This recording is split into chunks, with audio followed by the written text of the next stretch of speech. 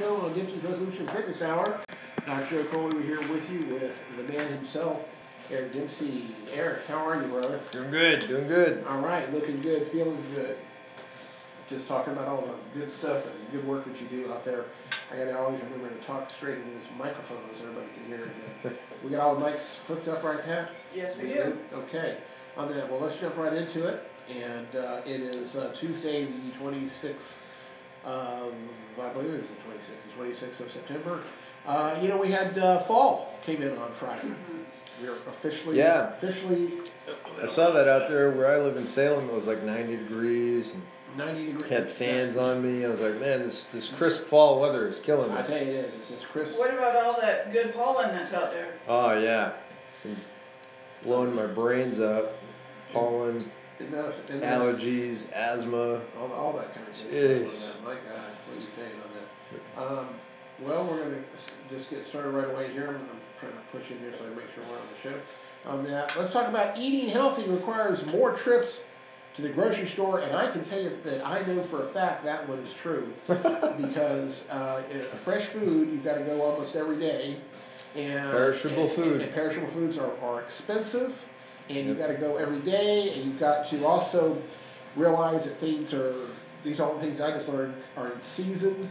Sometimes they're not there. We're so used to America. Where is it? It's got to be right there. And then they go, where are my plums? Well, they're not in season now. But interesting. So let's talk about that. So that's the big thing. When you're eating healthy, you can't have tons of stuff because it's perishable, and it's not like canned foods where you can put it on a shelf for a year. You got to think logically and buy the right amount. You want to have enough to prepare your meals for more than just one night, but you don't want to get too much where the stuff starts going bad. Otherwise, you're just wasting money, right? Miss Pat, could you come around here while he's talking? And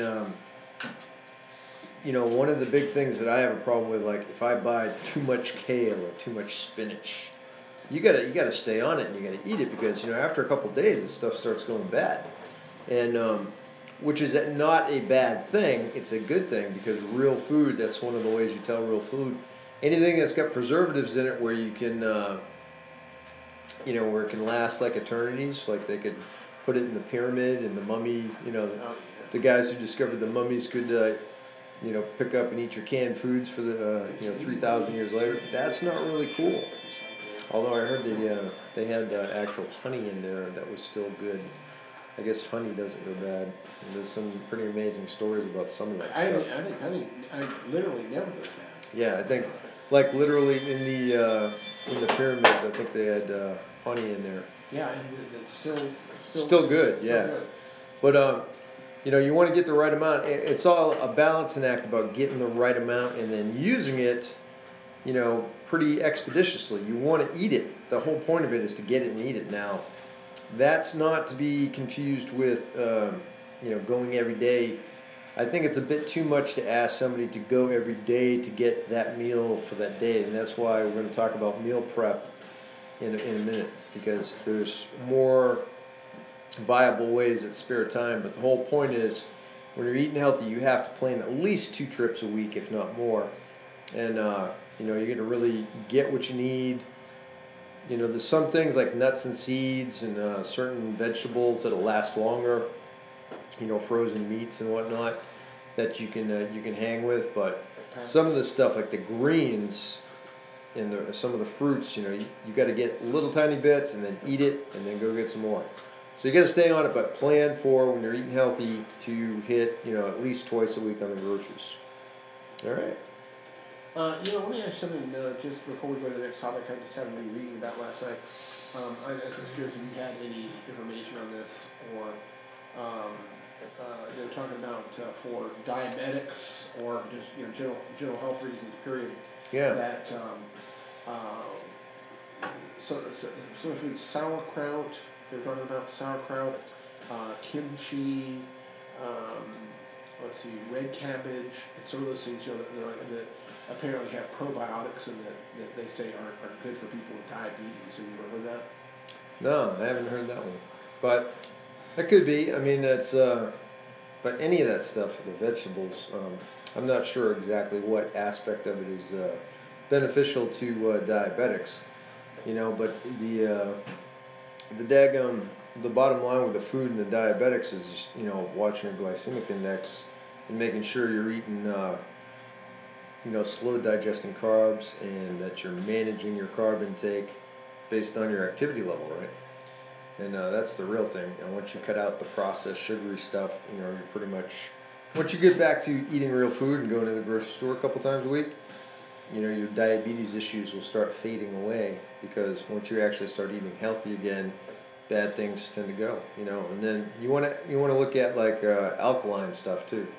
Alkaline foods are pretty important. You can get alkaline lists of alkaline foods and like the alkaline diet principles, you know, where you want to minimize your acidic food intake and start having the majority of your foods being in the alkaline columns.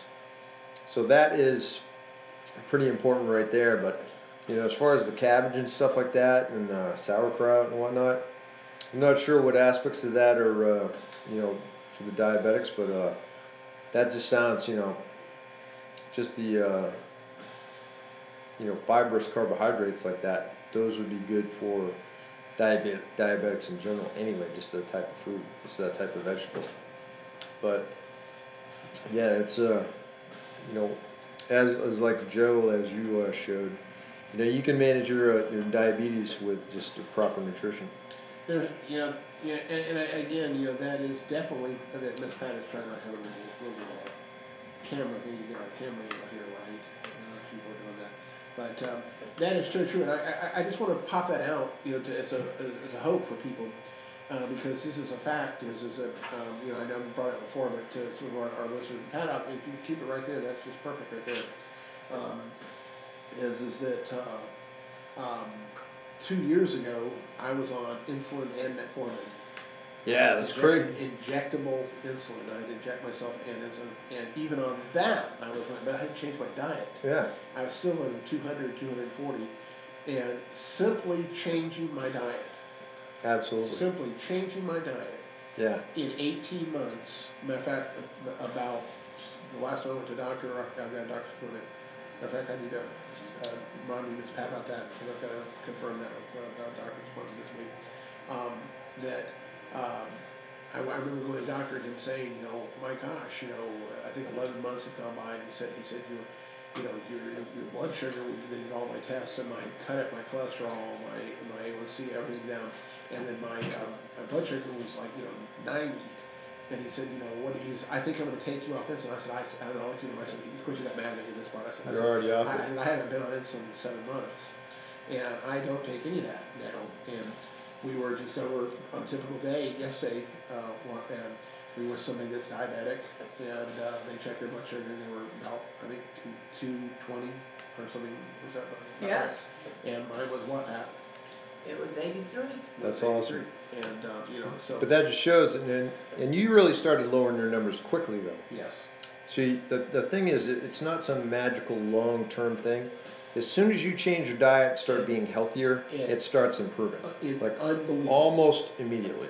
And, you know, let's just all be adult here for a second, too. You know, before that, I was urinating 5, 6, 7 times a night. Sure. So that stopped. Yeah.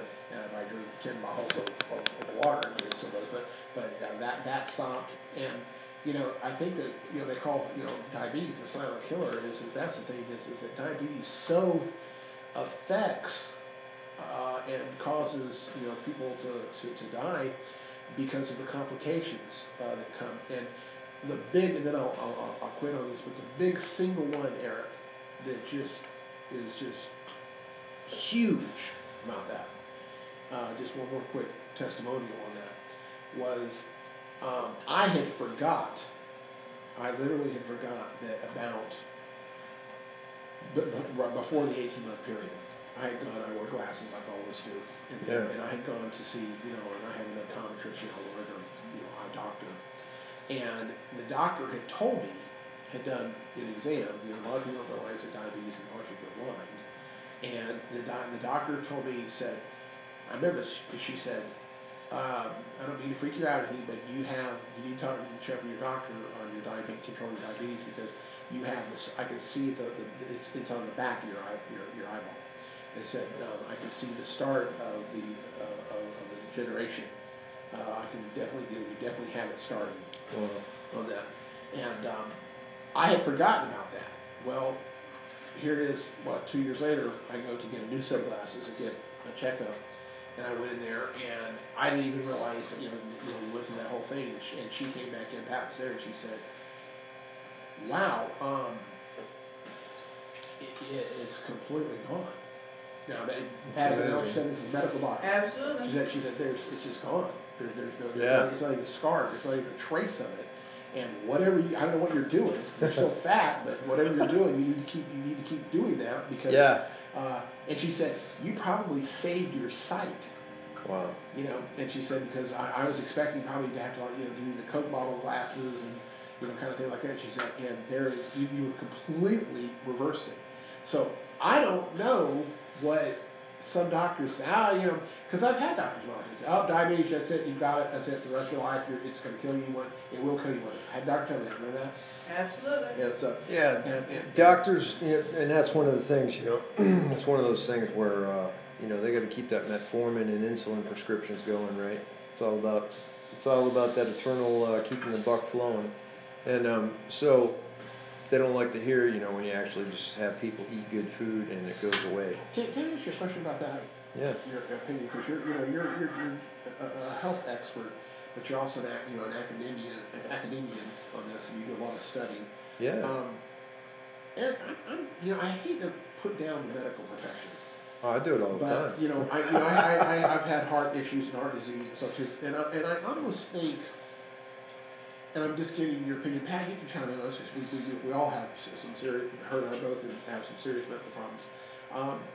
That I'm almost getting suspicious that, you go to the doctor and you feel okay, and it's like, and the doctor says, oh, you know what, you need another stent, Joe. I mean, we're going to put another stent in there, and then we're going to do a arterial fibrillation ablation, and we're going to do it, blah, blah. And then, when I go and check on it, at first I think, they're taking care of me. And then I go back and I see that, no kidding, and I wonder why. I wonder why they go, okay, your part of this is $350, and they go, but don't worry about it because we can do a payment plan of whatever you want to pay on that come up. Well, that's nice. But they work. And then I look on my insurance sheet. Yeah, and I'm not $1 million. These are like $30,000 procedures. Yeah. $30,000 procedures. And I say, well, number one, I see why they don't care if I ever pay the $350 or not. Well, and number two, I guess we'll see where I'm going with this. Do you think that more than often that some doctors might be financially motivated on giving the diagnosis that they're giving you? Yeah, absolutely. The entire industry is financially motivated, as is all the other ones too. And I'm not going to, the health and fitness, the weight loss, wellness, medical, pharmaceutical. They're all out to get your money at your expense, and that's why I have nothing good to say about most of them. Like almost all of it. Even the industries I represent. The fitness and the nutrition and the health and wellness industries. There's tons of garbage in them too, just as bad. But yeah, it's becoming more and more documented. These unnecessary medical procedures that are being prescribed to patients just to keep the bucks flowing, right? And the reality is most of the people, the best advice I heard from actually, like, I forget the name of the doctor, but it was a doctor, and he said the best advice I can give you is stay away from doctors and stay out of hospitals.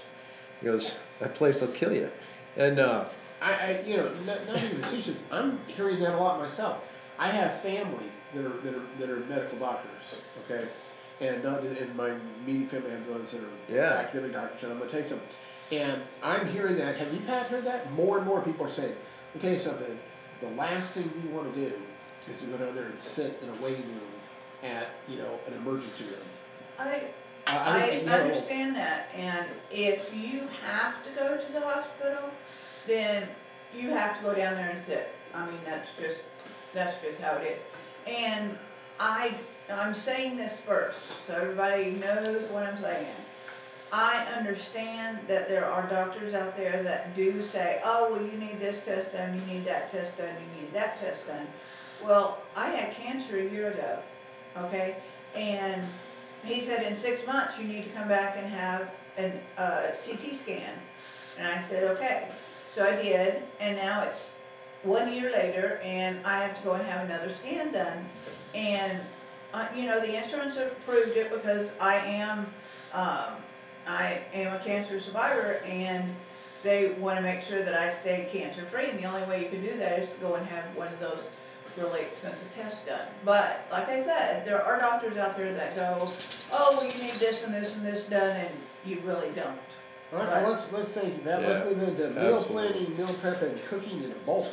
Yeah, so tying into the going to the grocery store multiple times is you need to actually use the food that you get and prepare. You gotta, you know, there's a sequence that I teach in meal planning and meal preparation. Right, there's an actual sequence. You know, just like a what they call in the military tactics, techniques, and procedures (TTPs). Right, so you know, I teach you how to make food lists first. Off of foods, you know, and this is a crazy concept, to use good whole foods that you like, right? Eat foods that you like. Now that's kind of a crazy thing, right? Because you're supposed to be on some crazy diet where all the food is just horrible and you couldn't last on it 72 hours, right?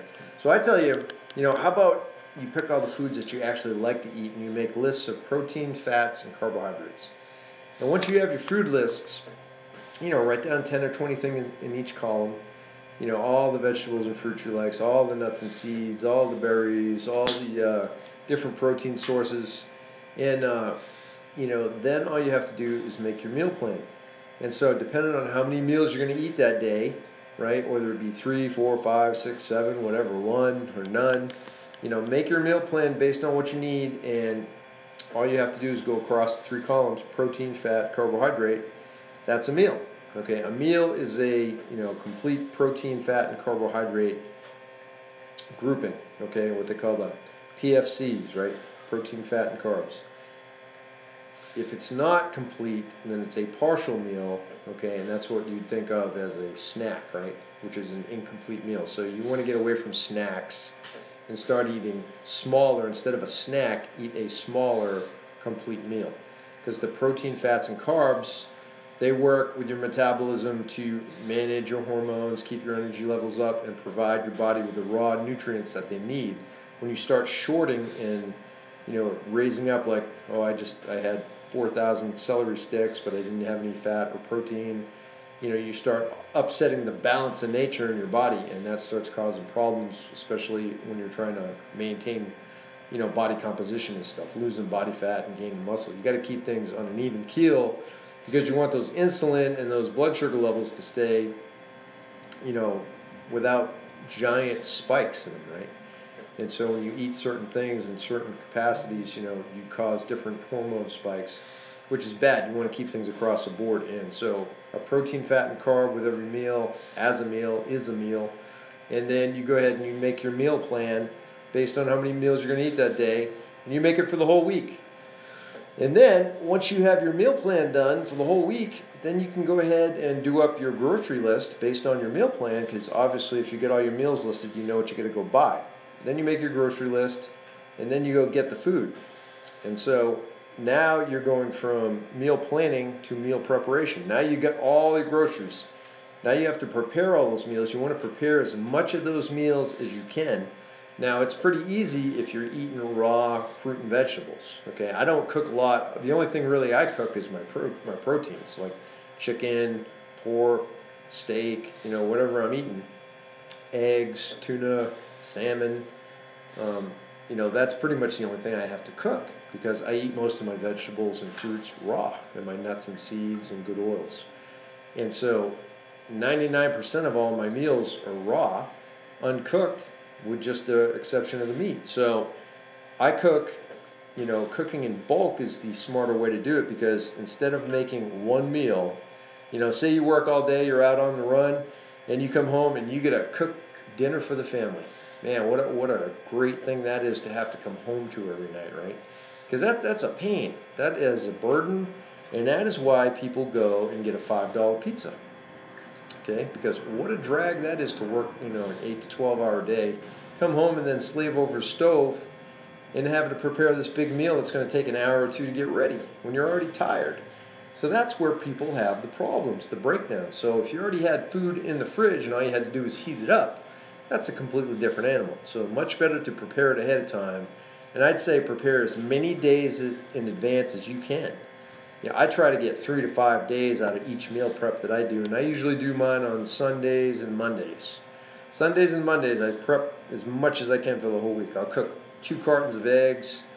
You know, I'll cook up a whole bag full of chicken breasts, a whole thing full of pork loin, or you know, boneless pork chops. I'll cook up a bunch of petite sirloin steaks, and I get all my vegetables chopped up however I want them, all my fruits, nuts and seeds, my oils, and I'll put them all in Tupperware containers and fill up the fridge with Tupperware containers.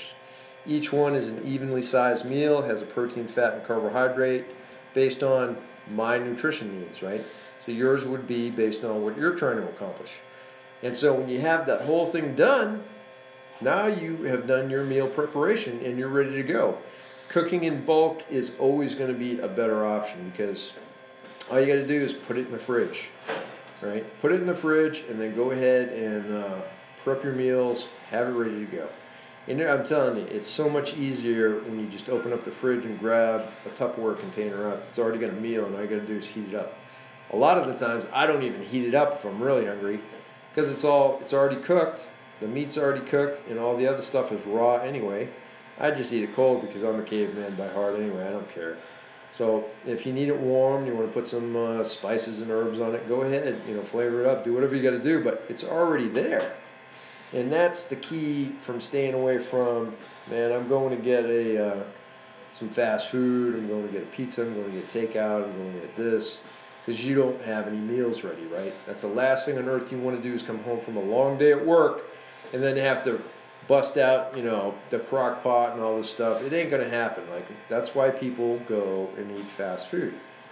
And really, how can you blame them? There's many a nights I did it myself. But you got to get off your butt and be disciplined and do the meal prep ahead of time. Plan your meals, get the stuff, prep the meals, and have it ready for you. And that's when you start going on the road to victory. Once you start doing stuff like that, okay? So prep your meals, you know, write out the plan, you know, get stuff that you like, get all whole food, stay away from the processed stuff, you know, plan it, prep it, have it ready, cooked in bulk, have it divvied up into containers, and man, that will save you so much heartache throughout the rest of the week. So give it a try, and it isn't easy, okay? You got to put the work in, but you know, or rock and roll with your bad self and go get your $5 pizza every night and see how long you last there. In 10 or 20 years, see who's standing at the end, the guy who prepped his meals or the guy who went to fast food every day. And I can pretty much tell you how it's going to look in, you know, 5 or 10 years from now. It's not going to look good. So do the right thing. Have the discipline to prep the meals in advance. Put it on your schedule. It's just as important as anything else you're doing, okay? It's that vital for your health. And that needs to be for your whole family.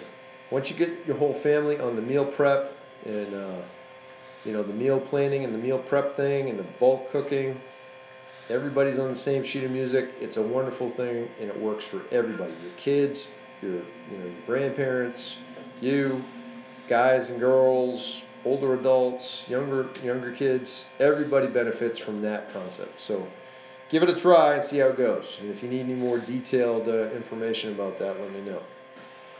All right, man. What you got next? Arthritis and exercise. Oh, Nelly. Oh, man. Arthritis. I need that one. Yeah, arthritis, right? So, you know, a lot of people with arthritis, and I got arthritis all over the place because of my grandiose Army times, jumping out of planes and walking 30 miles with a heavy pack on and doing all this crazy stuff, right? And now I got arthritis basically from, you know, head to toe. And so when it's on these stormy days, when we got the weather and the barometric pressure is different and all this stuff's going on and, you know, there's some kind of like during that, all those hurricanes going on, man, it was just brutal, you know, plus all the pollen that kicks up. I was just crushed. The weather kicks my butt worse than, you know, a lot of things nowadays as I get older.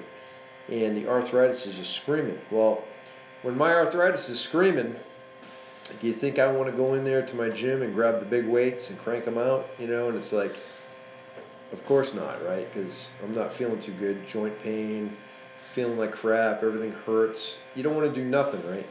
But the worst thing you can do is actually follow through with that and not do anything. Listening to the arthritis breeds more arthritis pain. So you don't want to be stiff. You want blood flow. You want heat. You want synovial fluid. You want the joints to be moving and lubricated. And so some of the recommendations you see for exercise with arthritic people is to actually work out several times a day instead of one long one. You want to do little short workouts that keep the blood flowing all day long, and it's more beneficial. And then you got to start, working on flexibility, range of motion, mobility, resistance-based exercise, weight-bearing based exercises. You got to get the muscles strong. You got to keep the connective tissue and the joints strong, and you got to work it. Okay, I feel great after I do a workout. Starting off warming up can be a little rough with the creaky bones and stuff. Once you get warmed up and you stretch out and you start cranking out the weights, it's night and day from when I finish, how I felt, all tight and cold, and you got to do it, right? You've got to exercise. If you've got arthritis, you need to check with your doctor. But most of the time, 90% of the time, you'll get cleared to exercise, and especially for when it gets bad, like the rheumatoid arthritis and the osteoarthritis, all that stuff. You got to keep those joints moving. You got to keep the connective tissue and the fascia around the joints strong. You got to keep the muscles strong, the tendons and ligaments strong. And that also, of course, when you start doing weight training and you start eating right with your proper amount of protein and stuff, you're going to increase your bone health. Right, bone mineral density, and that's huge because part of the problem with these different arthritic conditions is, as your bone health goes downhill, the pain and all the bad stuff goes up, right? So you got to keep all of that stuff working. You got to keep it strong, limber, flexible, and warm. And the biggest thing too with people with arthritis is to dress in layers and make sure you're really, really warm. You don't want to be cold because the cold just makes stiff joints even worse, right? So you want to be excessively warm, and then you want to be able to take off your sweatshirt when you start getting, warmed up, and dress in layers, work out, and maintain a fairly warm state, and keep those joints moving, and keep resistance, right? Resistance-based exercise. Lift the weights, use weight-bearing exercises, walk upstairs, do all these things. You got to get strong. If you avoid it, you're going to tighten up and just be a ball of just rock hard, immovable pain, right? So that's what I do. That's what the recommendations are. Short, multiple workouts, stay warm, keep the joints moving, keep it strong, eat your food, and hopefully that'll help you out. Sounds like a winner on that. What about the importance of good posture? Yeah, sit up straight, right? So most people don't understand what good posture means. So when you look at yourself from the side view, you want to make sure that your ear is over your shoulder is over your hip is over your knee, and your knee is over your ankle. That's what straight is. And a lot of times, one of the things you got to do is you got to push your chin back. One of the lordosis and kyphosis drills you do, right? You squeeze your shoulder blades back and push your chin back. And if that feels really, really uncomfortable for you, but you get it straight, some people can't even get straight now because they're so out of alignment. That means you got, muscular imbalances, you got skeletal issues, you got connective tissue issues, you got all this stuff going on that's bad, right? Because you're hunched over, sitting in the standard American lifestyle, right? Hunched over, upper cross syndrome, you got rounded shoulders, super tight chest, everything is all bent forward, and everything in back is just weak, and totally imbalanced, right?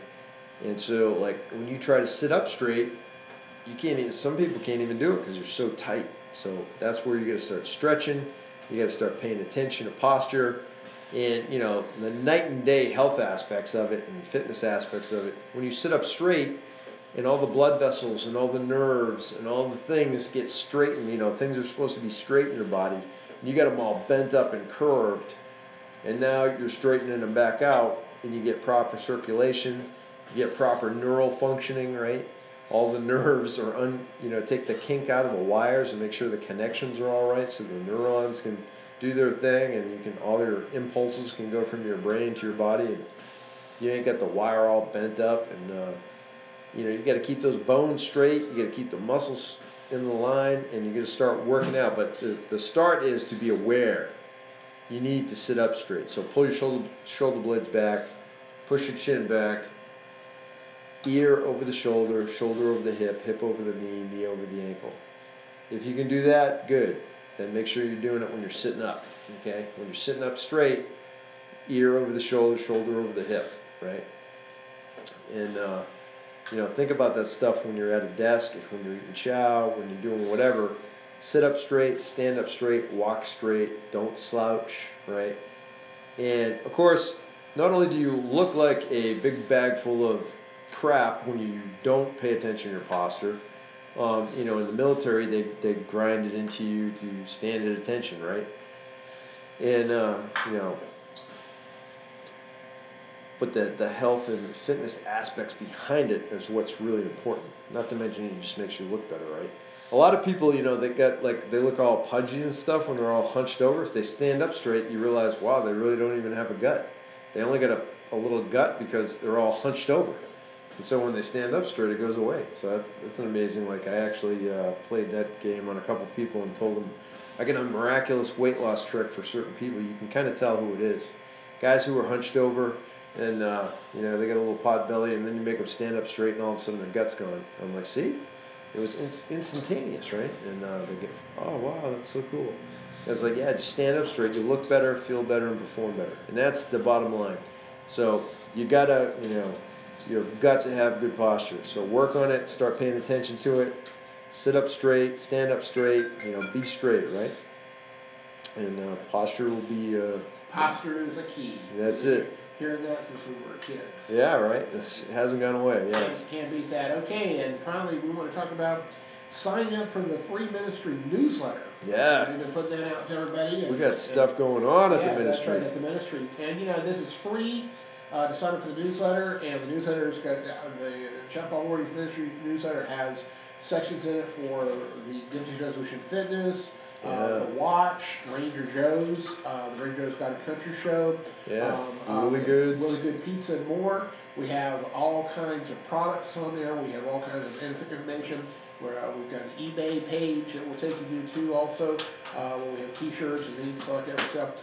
More than anything, this is a free site that we want to get. We want to know that you're out there supporting us, and this is a way you can do it. And all you got to do is just go on your phone, to text. Text it. Text it. All you got to do is text. This is capital letters CPVM. That's CPVM to 22828. Yeah. That's CPVM 22828. I'm gonna do it phonetically for you military guys. Charlie Papa Victor Mike. That's Charlie Papa Victor Mike to 22828. Eric was surprised I still remember that. Wow, that was the test, yeah. Pretty good. Not bad. 5 by 5. Yeah. Wow. Now he's going downhill. Okay, there you go. But I think that's good for us for today. But we've got a lot of things going on. I definitely, for sure, we are there is no doubt about it.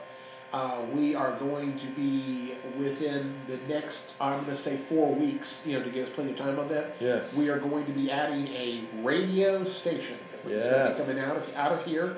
We're going to be on the air live. Back on the air. Back on the air, and that's good. And guess what? Not only with that, we're going to have our signal's going to be on 24 hours a day, 7 days a week. Wow. On that, and we're getting enhanced. Right now.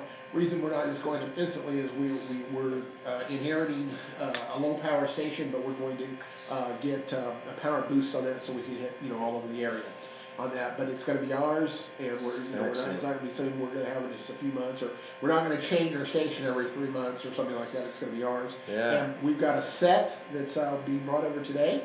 That's going to be looking good, and we're going to be doing more on that. So thanks, Eric Dempsey from Dempsey's Resolution Fitness. This guy is a great guy. I also want to thank him on behalf of the ministry, on behalf of Chad Paul Voorhees in the ministry. He is doing, we could not be doing the things on social media, our newsletter, all of our the subscriber list, our eBay page, our email, our website, all that kind of stuff like that without Eric on that. And Eric, I have it right here, but I'm going to make sure, I'm going to give everybody our website address on that. Oh yeah. I got that right here. And the reason I have it right here is because Eric wrote it up for me. So I would have it right here. That's how good of a guy he is on that. Put a master sergeant on it. That's what you got to do. Our ministry email is cpvm@yahoo.com. That's our email. Our email is cpvm@yahoo.com. And our website address, is that on here? Let's see, our website address, is it on here? Let's see, I don't think it is, but I will get it here. No, we'll get it on there. We'll get it, we will get it on there. Yeah. It's I'm not sure what it is, but we're working on that right now. But we do have we do have a site. We'll put the link on the in the short term. We'll put the link on the Ranger Joe's God and Country Show Facebook page. Yes, we will on the Facebook page, and for the short term on that. And again, Texas, CPVM, Charlie, Papa, Victor, Mike. That's please talk on that. We kind of put all of them in there together. CPVM 22828 22828. 22828. And that will help us. And this is not some secret list we're going to sell to somebody. This is the way we it's do all that. free. It's all free. But thanks a lot, Eric. And Miss Pat, you're ready to take us out. We appreciate it. Thank you, Eric. All right. See y'all real soon. Eric's telephone number. Yeah, 706-573-4236. 706-573-4236. You can do email at eric@dempseysresolution.com. Hit me up on Facebook, Dempsey's Resolution Fitness, and you can find me on all the other social media sites. All right, catch you later. Thank you, brother. All right, and take some, Miss Pat.